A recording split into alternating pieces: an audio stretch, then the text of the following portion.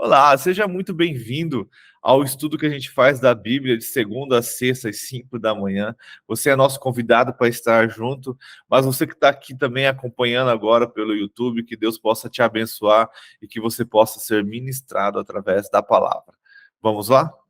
A Ti, Senhor, rendemos graças porque o Senhor é muito bom.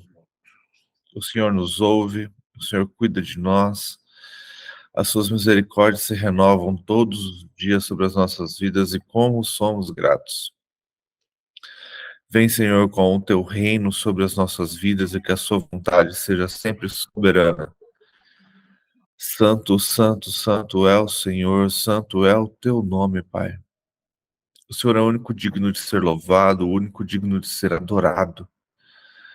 Pai amado, Pai querido por todos nós. Desejamos cada vez mais conhecer de Ti e estar cada dia mais na Tua presença e ter intimidade contigo e amadurecer no conhecimento da Tua palavra e amadurecer na fé do Senhor. E que tudo, Senhor, seja para a glória do Teu santo nome, para que o Senhor seja louvado e exaltado, Pai. Seja conosco nesta manhã. Espírito Santo, venha estar ministrando aos nossos corações através da tua palavra, que possamos compreender, que o Senhor venha nos dar entendimento de tudo que vamos ler, para que haja uma verdadeira compreensão, para que possamos viver segundo a tua vontade e segundo o teu querer. Senhor, seja com a nossa nação, seja com o povo brasileiro.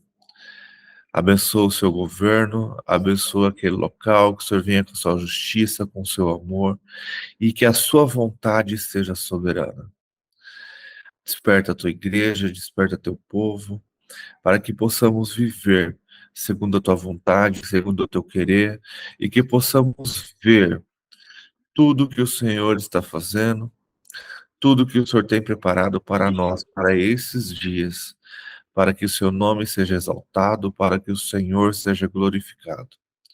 Traga paz a Jerusalém, desperta também aquele povo, transforma o coração deles para que eles possam reconhecer Jesus como o Messias. E que tudo, Senhor, tudo seja para a honra e tudo seja para a glória do teu santo nome. Perdoa os nossos pecados, nos ensina a perdoar aqueles que nos perseguem, que nos ofendem, nos ensina a ter as suas misericórdias, Pai. Continua falando conosco, abençoa a vida de cada um aqui presente, abençoa a vida daqueles que não puderam entrar, aqueles que têm familiares enfermos, que o Senhor venha estar tocando, que teu espírito de cura venha sobre a vida das pessoas, e que a sua vontade seja soberana sempre, Pai.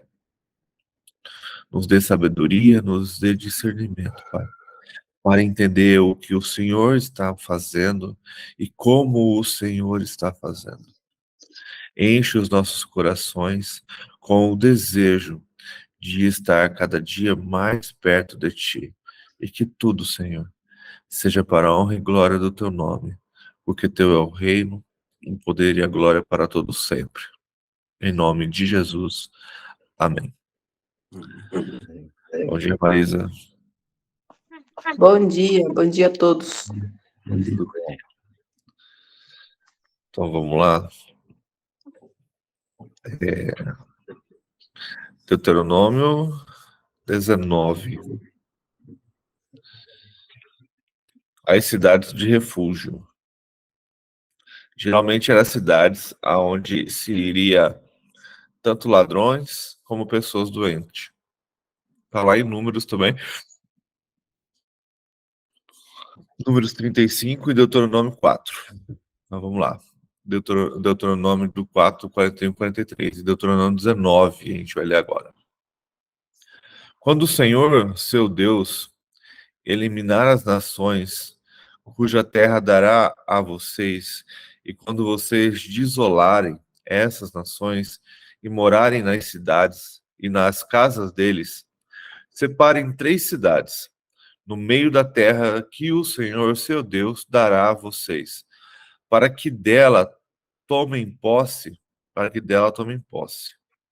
Preparem o caminho e dividam, preparem o caminho e dividam em 3 partes a terra que o Senhor seu Deus lhes dará por herança. E isso será para que nelas se refugie todo homicida. Este é um ca... Este é o caso do homicida que nelas se refugiar, para que salve a sua vida. Aquele que involuntariamente matar o seu próximo, a quem não odiava.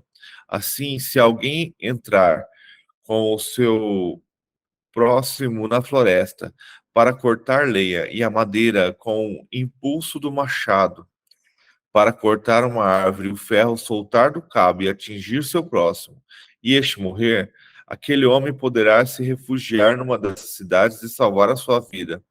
Isto para que o vingador do sangue não persiga o homicida, quando ficar furioso e o alcance, por ser longo o caminho. Ele tire a vida por não merecer morrer, pois não o odiava. Portanto, ordeno a vocês que separem 3 cidades. Se o Senhor, seu Deus, ampliar o território de vocês, como jurou aos pais de vocês, e lhe der toda a terra que prometeu a eles, desde que vocês guardem e cumpram todos estes mandamentos que lhes ordeno, amando o Senhor seu Deus e andando nos seus caminhos todos os dias, então vocês devem acrescentar mais 3 cidades além dessas 3, para que não se derrame sangue inocente na terra que o Senhor seu Deus lhes está dando por herança, pois vocês seriam culpados da morte do homem inocente. Mas se houver alguém que odeie o seu próximo, amar-lhe cilada, levantar-se contra ele e o matar, e então se refugiar numa, numa dessas cidades, os anciãos da sua cidade mandarão tirá-lo dali e entregá-lo na mão do vingador do sangue, para que seja morto. Não olhem para ele com piedade. Pelo contrário, exterminem de Israel a culpa do sangue inocente, para que tudo vá bem com vocês. A respeito das dívidas e das testemunhas, não mudem os marcos da dívida de seu próximo, e os antigos fixaram na herança de vocês, na terra que o Senhor seu Deus lhe dá, para que nela tomem posse. Uma só testemunha não poderá se levantar contra alguém para qualquer iniquidade ou para qualquer pecado, seja qual for que cometer, pelo depoimento de 2 ou 3 testemunhas. Se estabelecerá o fato. Quando se levantar testemunha falsa contra alguém para o acusar de alguma transgressão, então 2 homens que tiverem a demanda se apresentarão diante do Senhor, diante dos sacerdotes e diante do juiz que houver naqueles dias. Os juízes encaminharão o caso com cuidado, e se a testemunha for falsa e tiver testemunhado falsamente contra o seu irmão, receberá o castigo que tinha em vista para o seu irmão. E assim exterminarão o mal do meio de vocês, para que os que ficarem ouçam, temam e nunca mais tornem a fazer semelhantemente mal no meio de vocês. Não olhem para ele com piedade, vida por vida, olho por olho, dente por dente, mão por mão, pé por pé. Então o Senhor está trazendo para eles aqui um cuidado, né? Desde o primeiro lá, cuidado com aquela pessoa que cometeu um homicídio, né? Mas sem intenção de cometer esse homicídio. Provavelmente o familiar ia ficar revoltado e querer se vingar, né? Do sangue do cara que morreu. Então existia essas cidades para que ele fosse para lá e lá ele ficasse por um tempo ou até a vida toda. Então Deus estava cuidando desse também, né? E essas cidades também servia muito para muitas vezes pessoas doentes, né, com lepra também. Eu acredito que essas pessoas também se separavam e acabavam indo para essas cidades refúgio. E na outra parte a mesma coisa, né? A gente vê de novo o que a gente tinha visto anteriormente. Quando você vai culpar alguém, tem que ter haver testemunhas. E essas testemunhas têm que deixar bem claro que aquilo que ele está culpando é verdade, para que a outra pessoa seja culpada, né?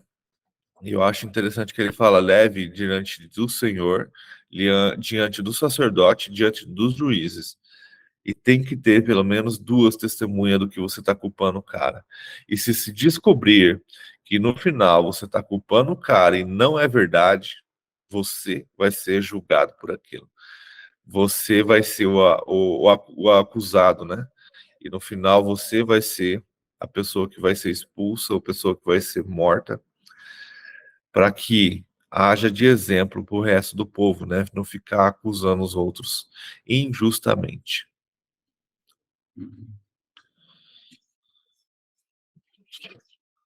Eu acho que é o que a gente tem nesse daqui. Não é tão complicado, a gente já viu algumas coisas sobre isso.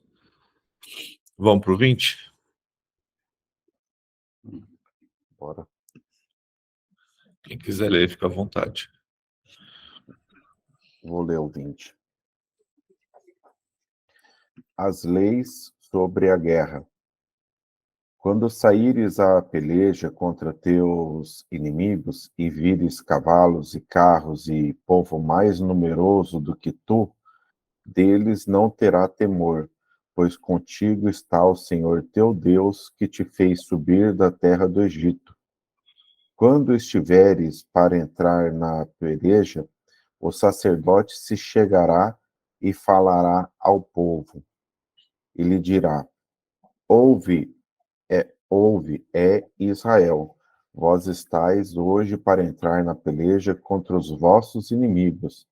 Não se amoleça o vosso coração, não temais, não tremais, nem vos aterrorizeis diante deles, pois o Senhor vosso Deus é o que vai convosco a pelejar por vós contra os vossos inimigos, para vos salvar.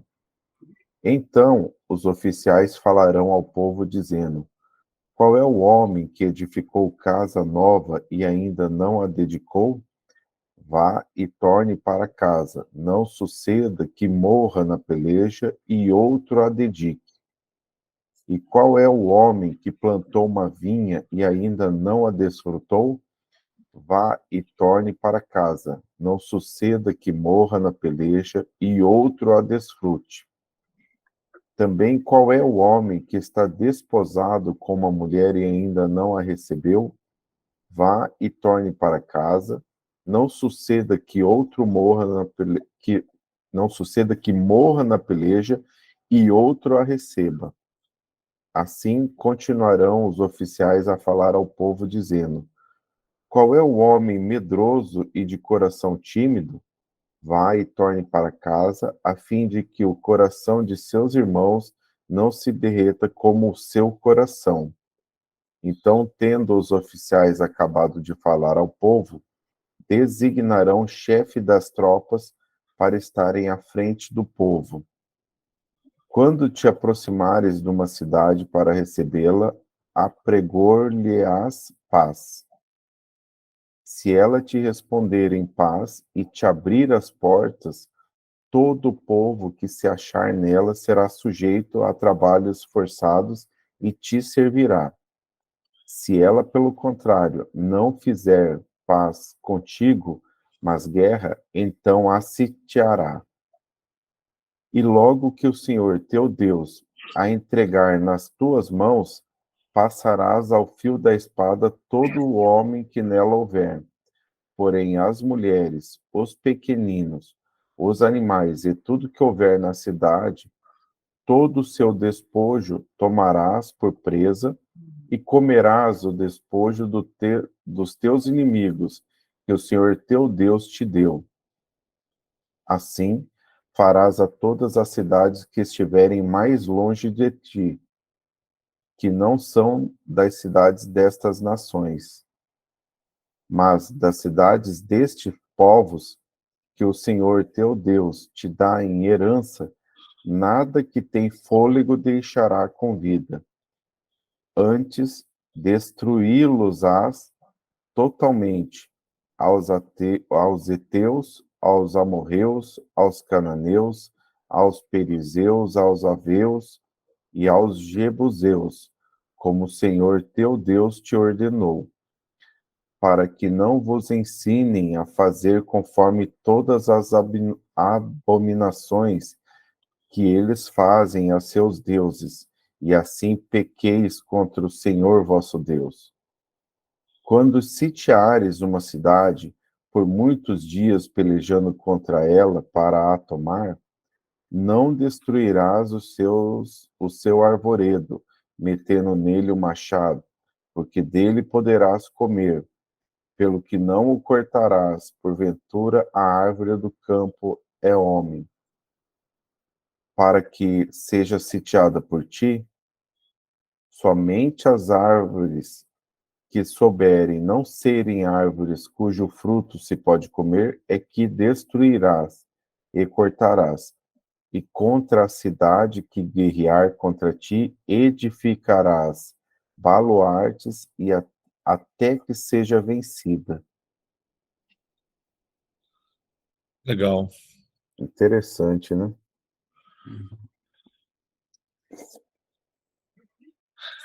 Eu achei interessante esse começo aqui, né? Porque ele fala assim, quando vocês saírem para fazer, o versículo 1, guerra aos seus inimigos, e virem cavalos, carros de guerra, e um povo maior em número do que vocês, não tenham medo deles, pois o Senhor, seu Deus, que os tirou do Egito, está com vocês. Então não era, eu sempre tive isso em mente, e é muito claro isso. Não era o povo de Israel que tinha força para vencer uma batalha.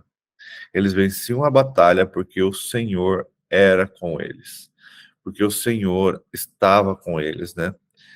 E ele continua separando, né? Quando estiver se preparando para a batalha, o sacerdote se adiantará e falará ao povo, dizendo: escute, povo de Israel, vocês estão preparados para a luta contra o seu inimigo, que o coração de vocês não desfaleça, não tenham medo, não tremam, não fique apavorado diante deles, porque o Senhor, o Deus de vocês, é quem os acompanha e vai lutar por vocês contra os seus inimigos, para que vocês sejam salvos. Então é muito interessante Deus deixar sempre bem claro que é Ele que vai lutar pelo povo, é Ele que vai fazer pelo povo. Então aquele povo precisava ter o quê? Confiar no Senhor, que a batalha era vencida através do Senhor, né? E um pouco mais abaixo, ele também coloca algumas questões, e pelo que eu entendi aqui, fechando essas questões, né? Alguns homens ele liberava, né? Provavelmente os recém-casados ali, que não tinha recebido ainda a sua esposa, aquele que tinha construído a casa, que ele fala ali, né? Ou seja, começando uma vida, vamos dizer assim, né? Sim. E no final ele ainda coloca aquele que é tímido, né? Ou seja, aquele que está com medo, né? Aí ele fala, olha, você que está com medo, volta então, para que esse seu temor não passe para os seus compatriotas ali, não passe ali para aqueles que estão contigo também nessa batalha. Então volta para a cidade, fica lá, não venha lutar não, se você está com medo. Muito interessante. Aqui na batalha você precisa, querendo ou não, de homens corajosos, né? Que vai enfrentar a morte, né? Mesmo sabendo que o Senhor é com eles, alguns morreram. Aqueles bem assim, se você não é o protagonista do filme, você pode morrer, tomar cuidado. É verdade.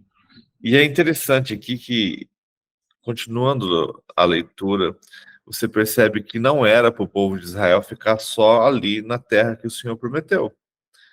Conforme eles crescessem, a ideia é que eles expandissem o território. Então vamos colocar assim, igual a Babilônia fez, igual os assírios fizeram, de chegar lá, expandir o território, já conquistamos a nossa terra, agora a gente pode expandir. Deus ele tinha essa visão e tinha essa permissão a eles. E aí, então, você vai chegar na cidade e vai tomar ela pela paz. Se ela não aceitar, então você toma pela guerra. Mas, e isso quem fez muito foi Davi. Quando a gente vê assim, Salomão não teve guerra. Por quê? Porque Davi guerreou muito. E Davi, ele conquistou muito território em volta de Israel. E não o território dele lá tomar e virar terra, e sim de fazer aliança com esses deuses, com esses reis ali em volta.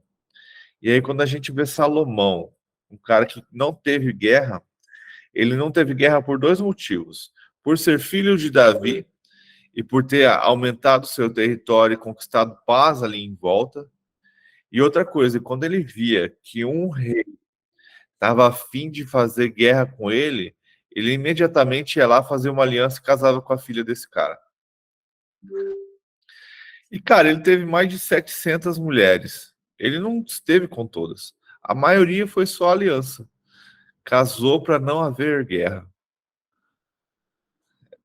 Bom dia, dona Leonilda. Bom dia, pesada.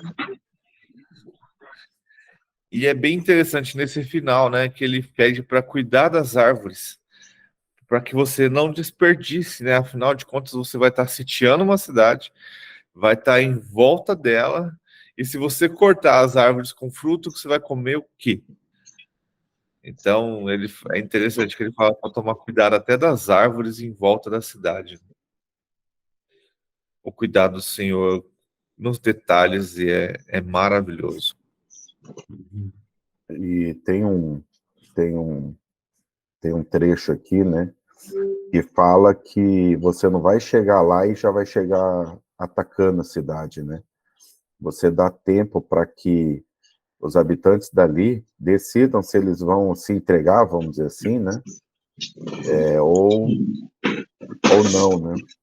Sim. E é interessante porque isso aqui, depois dá para ver isso lá quando da tomada de Jericó, quando eles passam 6 dias tocando, vamos dizer assim, batendo, vamos dizer assim, rodeando as cidades, né? E ali, por exemplo, era o tempo também que estava se dando para o povo decidir, né? E às vezes, se o povo se entregasse, o que ia acontecer era que o povo ia aceitar, vamos dizer assim, a submissão, eles iam aceitar a submissão, mas não morreriam, né? Iriam servir, né? E aqui o Senhor está dizendo exatamente isso, olha, você não vai chegar já destruindo, né? Você vai dar tempo para ver se os moradores ali se aceitam a submissão e para que não lutem, né? Mas não aceitando a submissão, então não tem outra maneira e vai haver luta, né? Mas eu acredito que a maioria dos territórios, principalmente ali, que a gente vê que entre os cananeus, eliseus, todos os zeus possíveis que tinha em Canaã, não teve jeito, cara, eles entraram em batalha. É por causa da adoração, né? A adoração aos outros deuses. Então, como eles não queriam aceitar, vamos dizer assim, né? Não queria, vamos dizer assim, falar, não, eu não vou deixar de ter essas adorações aqui, então eles entravam mesmo, e é aquela questão, o Senhor endurece o coração também deles, e aí a luta acontece, né? Sim. Mas o interessante é assim, não é algo que fala assim, que seja arbitrário, vamos dizer assim, que seja uma coisa, ó, vai lá e destrói, né? Ó, vai lá, dá o tempo necessário e depois destrói se eles não se entregarem, entende? Era isso que eu tava. E também, ele parece que ia também com a intenção de fazer aliança, né? Tipo assim, de pegar aquele povo ali para trabalho, para aumentar suas produções. E se a gente parar para pensar, não era todas as cidades que tinham reis, né? É, Então, nem todas as cidades, sua conquista era por modo de batalha, era chegar e tomar posse. Mas quer ver, ó, uma situação que não é que é interessante e não é, por exemplo, Dan, lá no final de Juízes, eles andam, eles saem da terra que eram deles e eles vão para outro território conquistar a terra. E lá eles encontram uma cidade que não era de israelitas. E ali e era um povo pacífico, não tinha exército, não tinha rei, não tinha nada, era uma cidade comum. E eles chegam e matam todo mundo e tomam posse daquela cidade. Então, tem que ver também qual era a intenção do coração das pessoas. Então, por exemplo, a tribo de Dan já estava com perversidade no coração ali no final. Então a gente vê Deus mostrando o que se deve fazer e a gente conhecendo a história, vê o povo fazendo o que não se deve fazer. Então eu vejo aqui o que esses livros ensinam para nós. É Deus mostrando o que se deve fazer, Deus mostrando que você precisa ser obediente, que você precisa ouvir a palavra dele, que você precisa estar com ele. E aí a gente continuando ouvindo a história, a gente sabe que o povo esqueceu de obedecer a Deus. E por isso eles pagaram um alto preço lá no final de Reis, né? Com a Babilônia tomando posse de toda a cidade, destruindo Jerusalém e destruindo o templo. Então precisamos o quê? Estar atentos ao que Deus fala, estar atentos para obedecermos ao Senhor. Tipo assim, isso que a gente acabou de ler, a gente não vai executar, né? A gente não vai tomar posse de uma cidade, a gente não vai destruir tudo, faz parte da história, a gente está entendendo o que está acontecendo. Mas o que cabe para a gente dentro de um contexto desse? É entender que se obedecermos ao Senhor, Ele lutará as nossas batalhas, então teremos as nossas vitórias. Esse no, ele diz, acho que a respeito da destruição das cidades era para o povo não se contaminar, né? Sim, Porque esses povos da antiguidade, tanto os citados aqui, a idolatria e a prática de rituais eram terríveis, né? Então Deus não queria essa contaminação, queria que Israel fosse realmente uma nação separada. E ali eles estavam aprendendo, porque foram os descendentes daquele povo que saiu do deserto, né? E que Moisés conduziu. Então, é esse cuidado de Deus para que o povo reconhecesse, e mesmo quando Deus falando ali que não era para eles temer porque ele ganhava as batalhas, era para que esse povo introduzisse esse pensamento, ó, vocês, por vocês mesmos, não têm condição de ganhar nada, de vencer nada, né? Porque a gente traz muita coisa daquilo que nos é ensinado, né? Estou falando em relação ao quê? Quem eram essas pessoas? Lá da saída do êxodo eram escravos, né? Então, esse espírito de guerra, de ir para frente, de tomada, eles não tinham, porque não estava na essência deles, né? Eles tinham essa vivência e esse entendimento do que é ser escravo. Então, a questão de ir para cima, lutar, conquistar, batalhar, formar estratégia, eles não tinham. Assim como a descendência também, então eles estavam aprendendo. Então, por eles não tinha, assim como os povos, lá em Esparta, né? Os homens eram preparados para a guerra desde a infância. Israel não tinha essa vivência, não tinha condição nenhuma. Por isso que Deus, quem vai ganhar essas batalhas sou eu, o Senhor, porque vocês não têm condição, né? Nem de estratégia, nem de questão nenhuma. E assim, essa confiança tem que vir em Deus, mas mesmo vocês não tendo essas condições, eu vou por vocês. E é para vocês enfrentarem, é para vocês seguirem em frente. É questão de fé, né? Ou a gente, batalhas que a gente luta e que a gente sabe que por nós a gente não tem condição. Mas se a gente chama o Senhor para estar conosco e Ele se faz presente naquela empreitada, a vitória é nossa. Então, eu vejo nesse sentido. E aí, Deus não queria essa contaminação com esses povos, né? Mas a gente é difícil, né? Oh, meu Deus! Deus, ele sabia a consequência, né, do que aconteceria se aquele povo, se ele deixasse, né, a idolatria daquele povo entrar. E a gente vê muito isso ali em Samuel, quando eles perdem a arca. Quando eles perdem a arca ali, existiam alguns motivos, né, por eles terem perdido a arca. Primeiro, pelo sacerdote ter levado a arca para a batalha sem Deus pedir para que fizesse isso. E os levitas ali, os filhos de Eli, estarem cometendo pecados, né, estarem fazendo coisas que não agradavam ao Senhor. E o próprio povo de Israel, por estar descontente com o sacerdote, já estavam adorando outros deuses, né?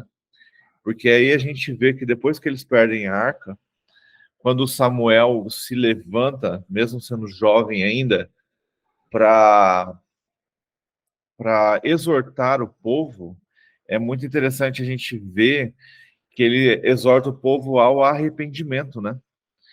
E então a arca aparece sozinha, né?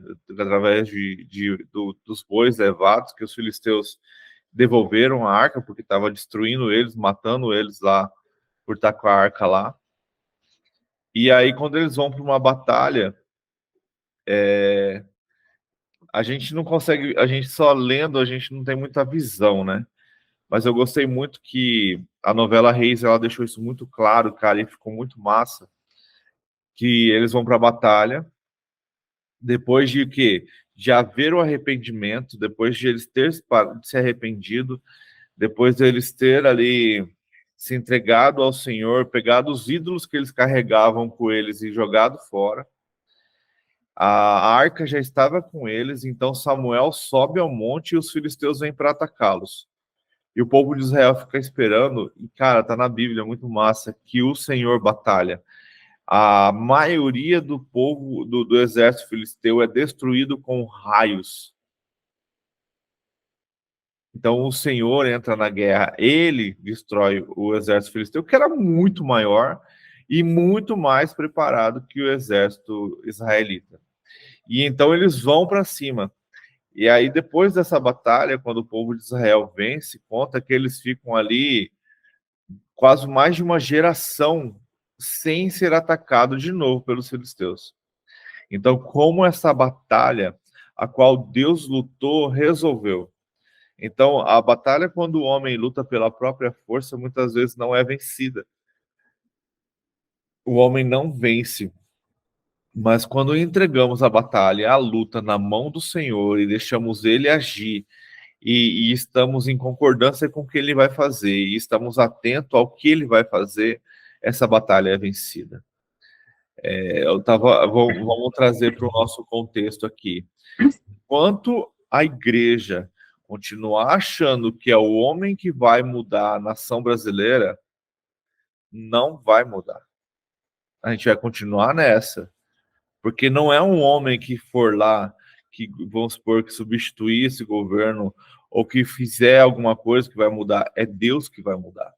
É quando toda a igreja do Senhor, quando eu digo todas mesmo, não importa a placa, quando todas entenderem que quem governa e quem dá autoridade, quem dá poder é Deus, eu acredito que aí então poderá haver uma mudança, que aí então poderá haver uma reconciliação, apesar de meu coração queimar que isso pode não acontecer, porque é necessário a tribulação e a perseguição para que Jesus volte. Bom dia, dona Neide. Bom dia, atrasadinha. Fechou? Vamos para o 21? O que me chama a atenção fala muito sobre a estratégia, né? Esses capítulos, esses versículos, na verdade, o 19 e o 20, ele fala, além do cuidado do Senhor, o Senhor também nos dá estratégia, né? Como que se nós deixarmos tudo na mão dele, não fazermos do jeito que o Senhor está falando, né? Do nosso jeito, quando nós chegarmos estou falando carnalmente, em algo, numa briga, ou algo que a gente está achando que com as nossas palavras vamos fazer alguma coisa, vamos minimizar. Na verdade, não. Na verdade, a gente pode até piorar a situação. E também eu gostaria de perguntar para o senhor sobre, no 19, lá no 5 e no 20, lá no finalzinho, no 19, ele fala sobre machado. Ele cita lá do machado que vai na cabeça do amigo, sem querer, né? Que é um acidente. E no 19, né, está falando da árvore. Será que essa palavra machado tem algum significado além do que... Não sei, chamou minha atenção, porque citou 2 vezes ali. E ali também a Fabiana falou que sobre mente de escravos, né? Senão, eles tinham mente de escravo. Então, eu também vejo que muitas vezes continuamos com mente de escravo. Não estou generalizando, mas por que eu falo assim? Porque ainda fica naquela... Jesus já fez tudo por nós, né? E a gente fica... E nós ficamos pensando, será que vai dar certo? Será que eu posso fazer isso? É uma doença que acontece na nossa família. E Deus, o Senhor já nos deu autoridade, né? Então, isso fala muito forte ao meu coração. Quando a Fabiana disse que eles tinham mente de escravos e não mentes renovadas. Então, também por isso devemos renovar a nossa mente com a palavra, porque essa mente errada, esses pensamentos errados que a gente tem, que acontece, né, na nossa vida muitas vezes, nosso dia a dia, então a gente precisa estar sendo alicerçado na palavra, renovando a nossa mente todo o tempo. Sim. E em questão do machado, eu não sei se tem alguma coisa, algum significado, mas me chamou a atenção.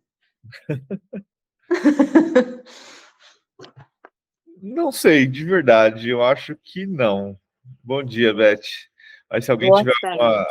alguma coisa, porque eu acho que foi um exemplo que ele usou de algo muito comum, que era ir para a mata, cortar uma árvore para poder construir e levantar uma casa, por exemplo. Se a gente parar para pensar, a maioria das casas ali eram feitas com madeira, com árvore. Então, eu não acredito que eles tinham muito desenvolvimento com pedra, essas coisas.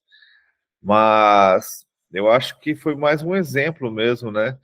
E se a gente parar para pensar, isso acontecia normalmente, porque vamos lá para o profeta Eliseu. O profeta Eliseu estava construindo uma escola de profetas, né? E aí ele levou outros profetas que já eram alunos e eles estavam cortando árvores, né? Para que eles pudessem construir essa escola. E o que aconteceu quando um profeta estava cortando a árvore? O machado, a parte do machado voou e caiu na água. Então, essa parte da lâmina ali escapar provavelmente não era algo raro de se acontecer. Era algo mais comum do que a gente imagina. E ali Eliseu faz um machado flutuar sobre as águas, né? Finalizando a história. Então, eu acredito que é uma situação comum que pode acontecer. E Deus está dando um exemplo ali. Então, se esse machado escapar ali do cabo e acertar o irmão que está próximo e esse morrer, então esse cara não é culpado. Então, eu acredito que foi mais um exemplo mesmo, né? E aí, lá no final, ele mostra, né? Então, vocês que estão cortando as árvores, então ele está usando o machado de novo, né? Então, toma cuidado para que não corte as árvores que sejam frutíferas, né? Identifique árvores que não têm fruto, para que vocês não fiquem com fome, né? Então, acho que era mais um cuidado e um exemplo, né, que ele usou, porque provavelmente isso devia acontecer com naturalmente, né? Fechou? Ok. Vamos pro... Hã? Ok, entendi. Não, eu pensei que tinha algo oculto, assim, algo intrínseco, algum tipo de parábola aqui, alguma coisa assim, um machado, né? Eu já ouvi outras igual o senhor citou aí, do Aham. machado. Aí eu falei, eu vou perguntar para ele. Eu não vejo. Pode ser que alguém arranque alguma coisa daí, mas eu vejo como um exemplo mesmo. Ok. Vamos pro 21.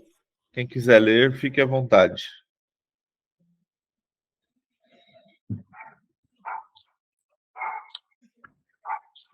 Pode ser um de cada vez, tá? Não precisa você brigar, não. Vou ler aqui. Os casos de homicídio não desvendado.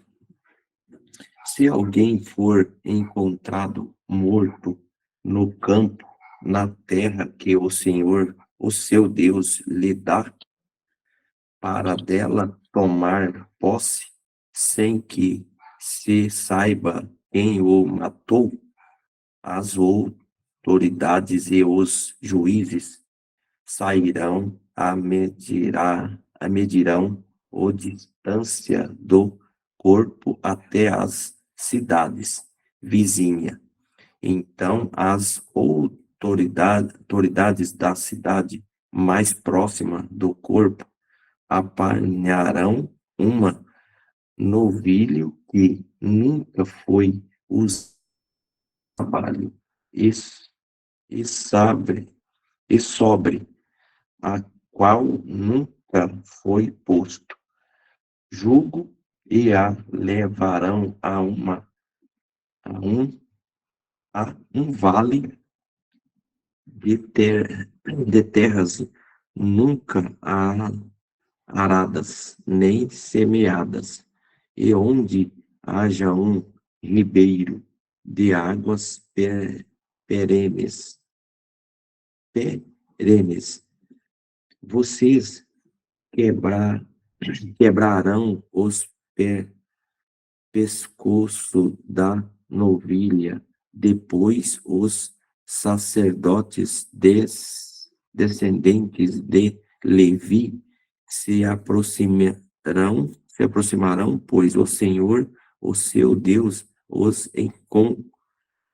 escolheu para ministrarem e para pronunciarem benção em nome do Senhor e resolverem todos os casos de litígio e de violência. Então, todas as autoridades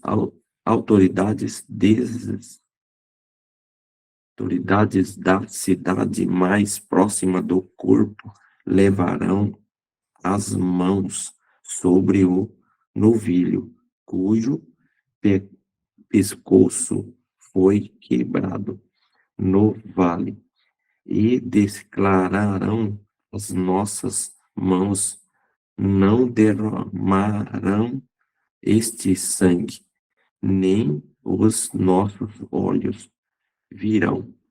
Quem fez isso? Aceita, Senhor, esta pronunciação em favor de Israel e o teu povo a quem resgataste, e não consideres o teu povo culpado do sangue de um inocente. Assim, o culpa do derramamento de sangue será propiciada, desde modo vocês eliminarão de vocês mesmo a culpa pelo derramamento de sangue inocente, pois fizeram o que o Senhor aprova, o casamento com uma prisioneira.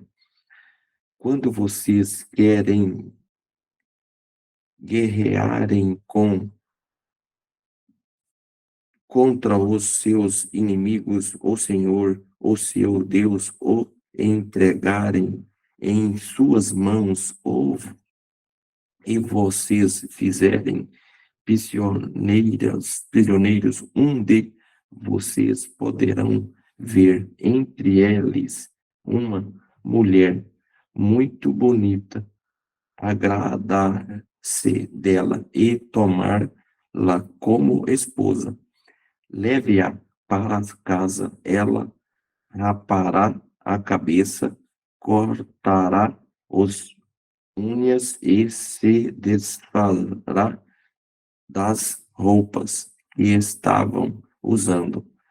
Quando foi cap- capturada, ficará em casa e prateará, prateará seu pai e sua mãe um mês inteiro.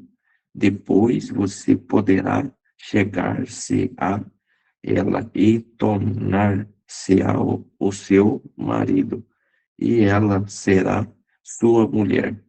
Se você já não se agradar dela, deixará vendê-la, nem tratá-la como escrava, pois você a desonrou. O direito do filho mais velho.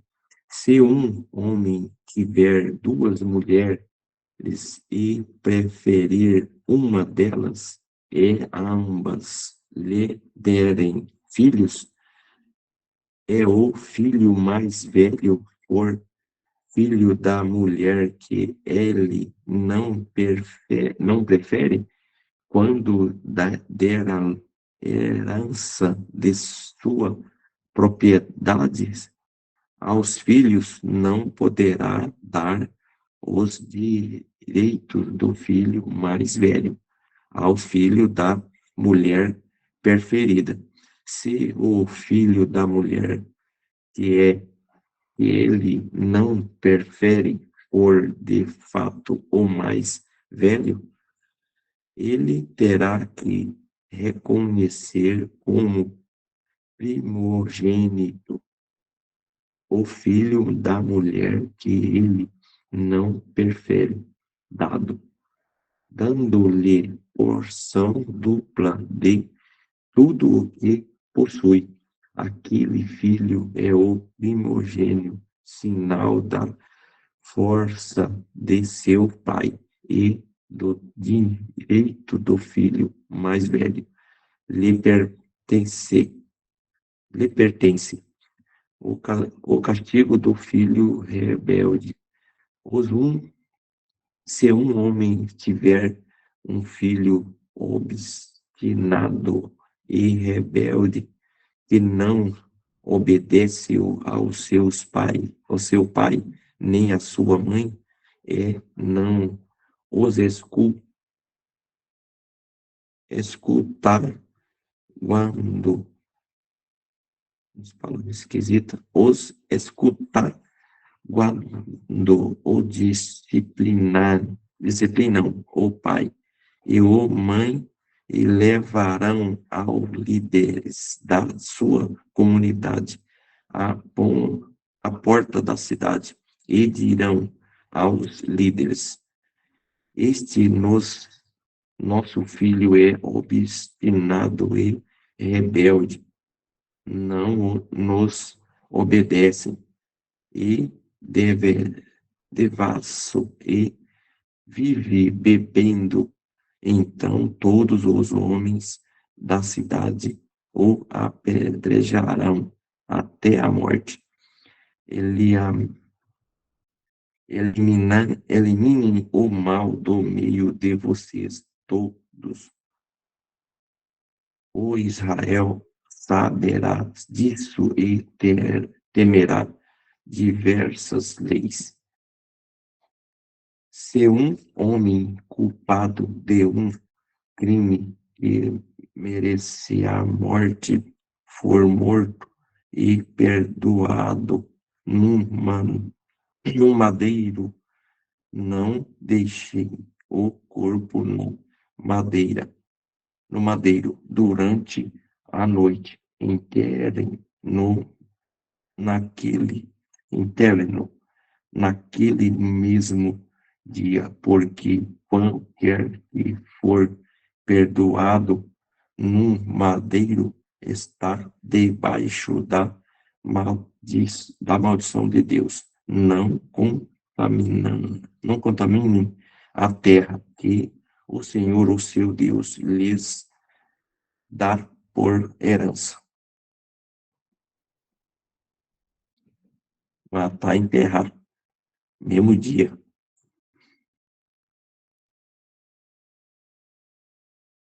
É bem as leis do primogênito, né?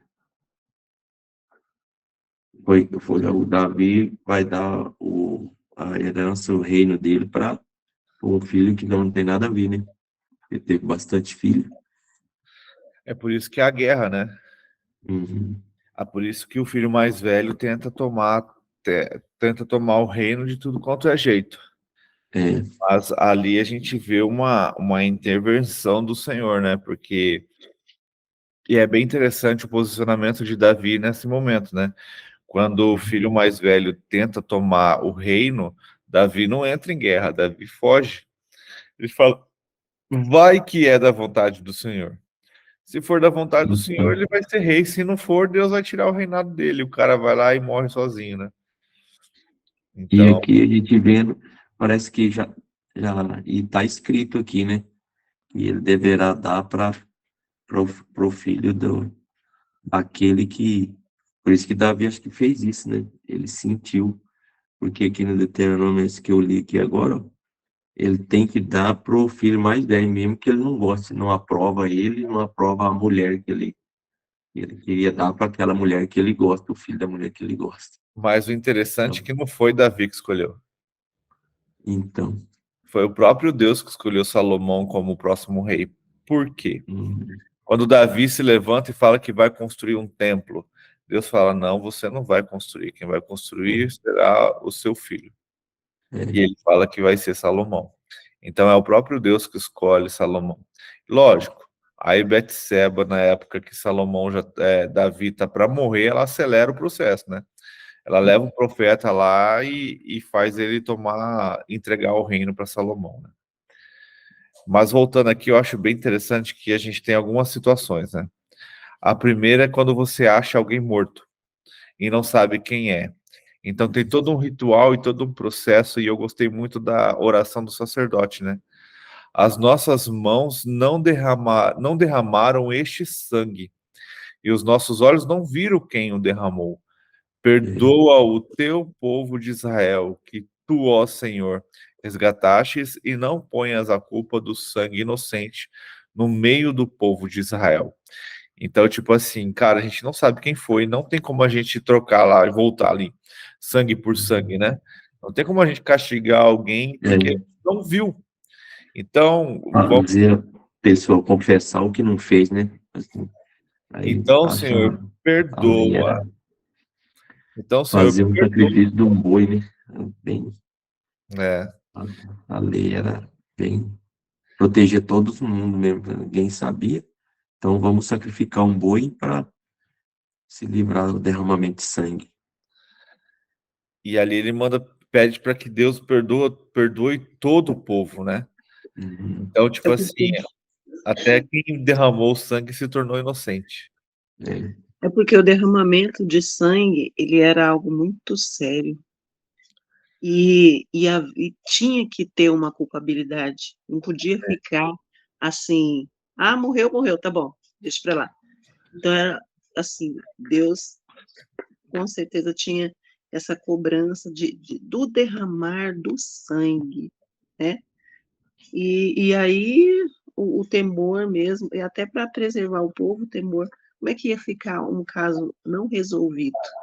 De alguma forma, ele necessitava dessa, vamos dizer, justiça, né? Dessa justiça ser feita.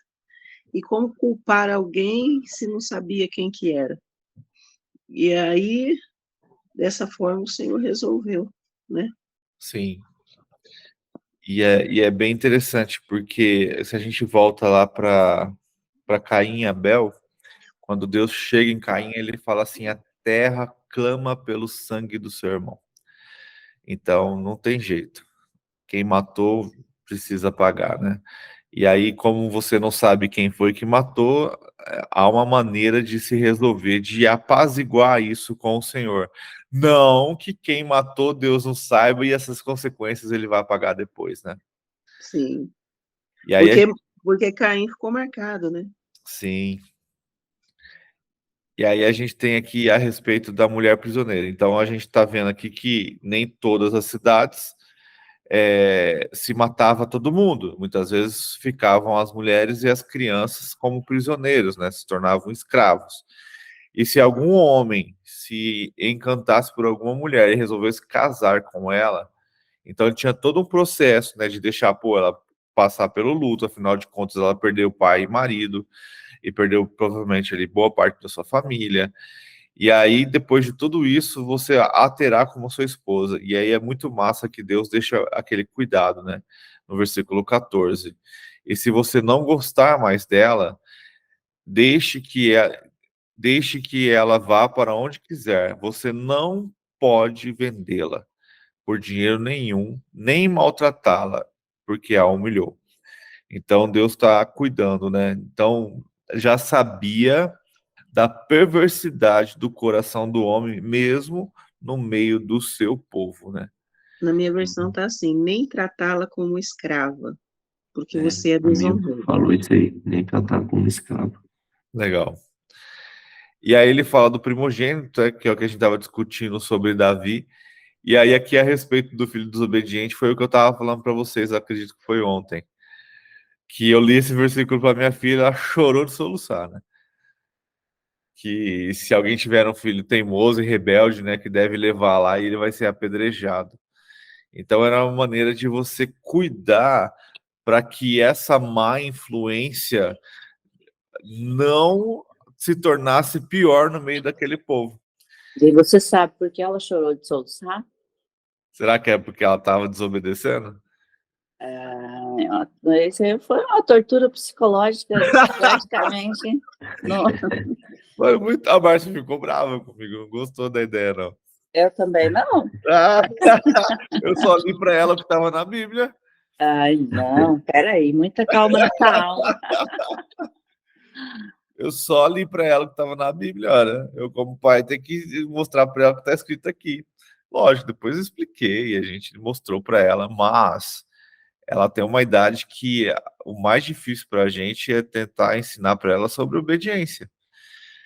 E não é fácil, não, pra falar bem a verdade. E aí ele finaliza ali com o cuidado, né, dos mortos, né, como que você deve manipulá-los, que você não deve deixá-lo lá. E o madeiro aqui, se eu não me engano, é a mesma coisa que uma cruz, né?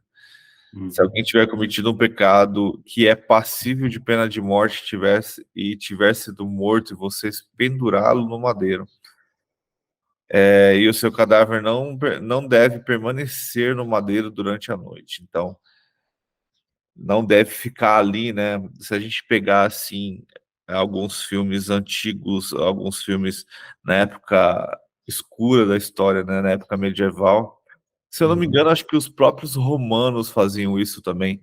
Penduravam as pessoas e deixavam os corpos ali para você mostrar poder e autoridade, né? Para você deixar as pessoas com medo do que você poderia e do que você seria capaz de fazer, né?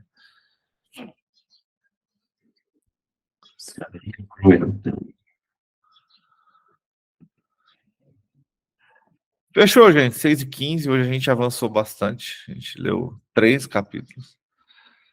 3 ou 4? Foi 19, 20, 21. 3.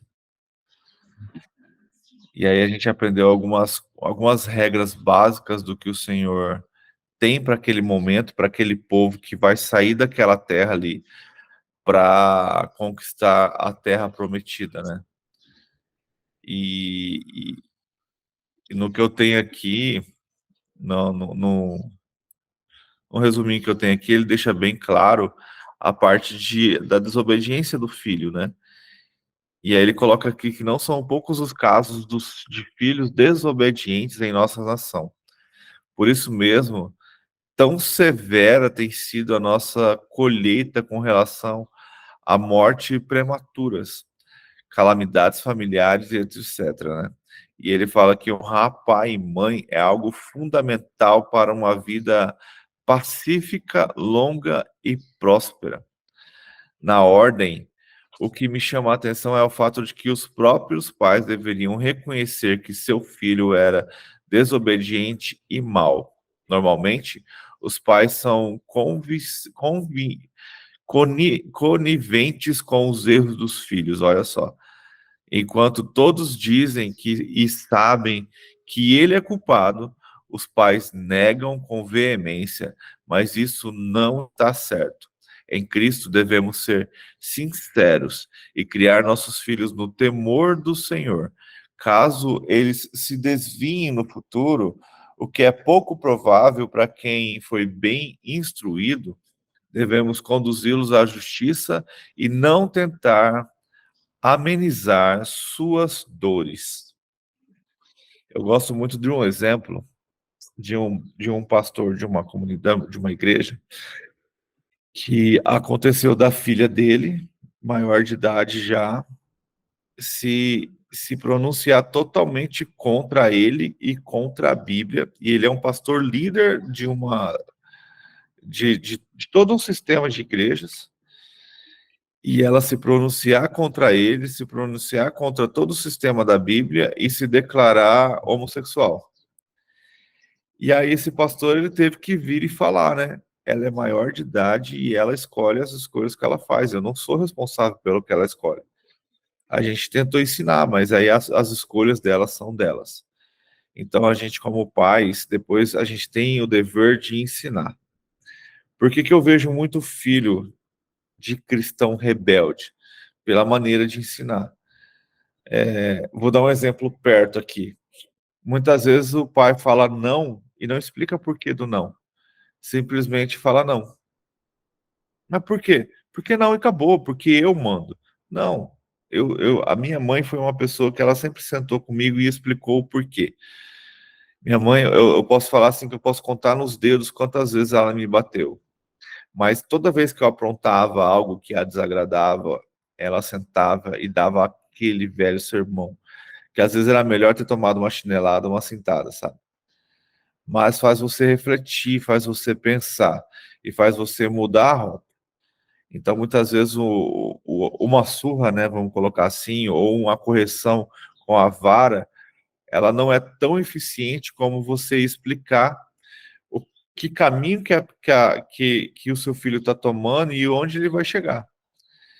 Então, e quando ele se tornar adulto, ele vai escolher os próprios caminhos. E por um período pode ser difícil, pode ser que ele se afaste totalmente do que você ensinou. E aí cabe nós pais, não ficar passando a mão na cabeça, e sim interceder diante do Senhor, sabendo que o que está fazendo é errado e que ele vai ser culpado por aquilo, né? Então, não podemos, por ser pais, também ser negligentes, e sim interceder pelos nossos filhos, para que eles possam também seguir o caminho, né? E quando a gente tem filho pequeno, igual vou colocar o exemplo do meu caso, a gente tem que estar sempre buscando no Senhor sabedoria para saber qual instrução dar, qual direcionamento dar, o que fazer, o que falar. E a gente erra, normal, mas precisamos também ter no nosso coração que erramos e nos arrepender e corrigir a rota, e corrigir o caminho e dar a instrução correta, para que haja o verdadeiro arrependimento e que eles entendam que realmente você está querendo o melhor para eles e que a gente possa realmente cuidá-los e tratá-los segundo a vontade do próprio Deus.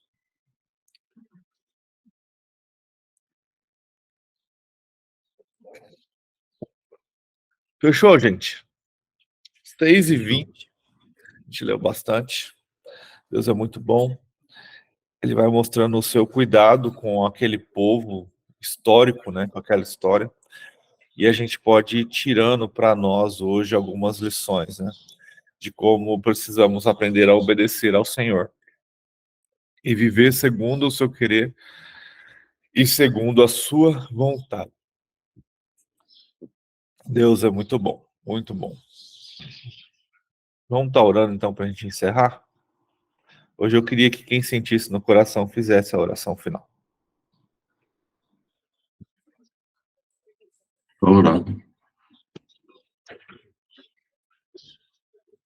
Feche os olhos.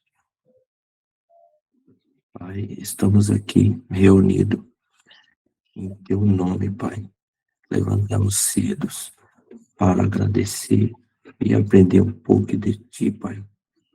E é muito bom ter essas pessoas que o Senhor coloca em nossa vida. O Senhor levantou essas pessoas. Agradeço grandemente, Pai, por ter levantado essas pessoas e colocado na minha vida para eu aprender um pouco mais de Ti. A gente está aqui trocando ideias e cada dia mais fortalecendo a nossa fé e sendo obediente. Obrigado, Pai, por todos os dias nos levantar, nos acordar. Obrigado pelo fôlego da vida que o Senhor nos proporciona todos os dias para estar aqui aprendendo um pouco de Ti, Pai.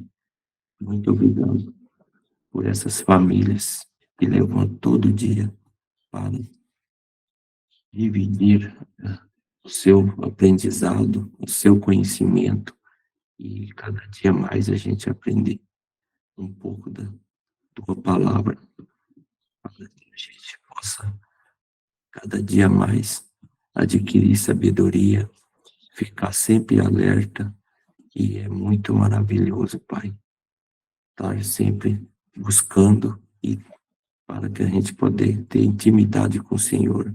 É maravilhoso, muito bom que o dia dessas pessoas seja grandemente abençoado, suas famílias, todos os dias da sua vida, e que a gente cada dia mais fortaleça a nossa fé e aprenda mais um pouco de Ti, para a sua honra, para a Tua glória, Pai. Que o Senhor seja sempre exaltado e estamos cada dia mais fortalecendo e conhecendo a Tua palavra do Teu reino.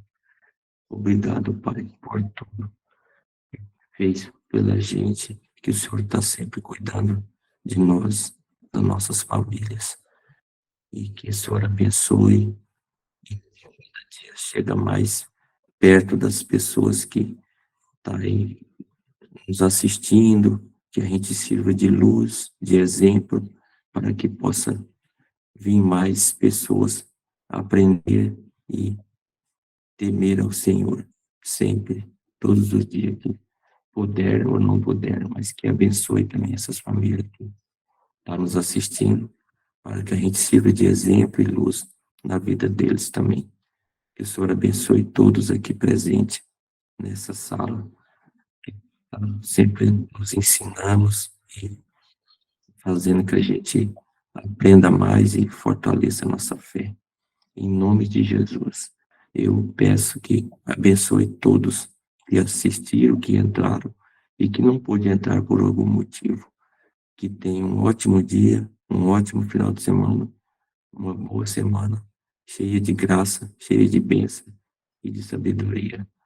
Em nome de Jesus. Amém. E com essa oração finalizamos mais uma leitura. Deus é maravilhoso, Ele continua a falar conosco todos os dias. Que Ele possa te abençoar e que você possa ter um dia maravilhoso e que sua sede por buscar ao Senhor cresça todos os dias. Se você gostou, curta, compartilhe, deixe um comentário, faça uma pergunta.